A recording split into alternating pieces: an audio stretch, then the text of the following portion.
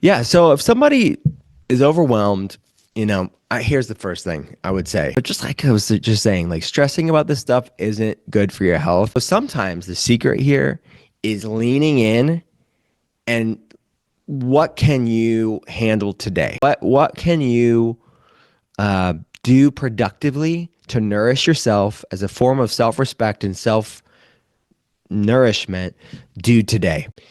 And we live in such an amazing time, but it's a double-edged sword where you have a lot of information at every click of a button.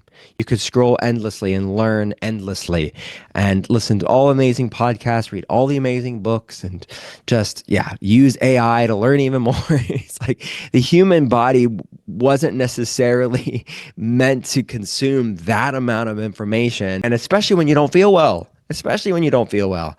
So I would say the first you know, cleanse or detox, whatever you want to say, healthy boundaries is what's your healthy boundaries with technology? What's your healthy boundaries with information? Because if you look at I think sometimes there's so much information that the vessel can't contain it, and that creates more anxiety and more stress. So sometimes it's like, all right, learning when to stop consuming content, learn when to stop consuming information. Can you be diligent with what you already know? Next tip I would say is to look at what I would call the inflammatory core four.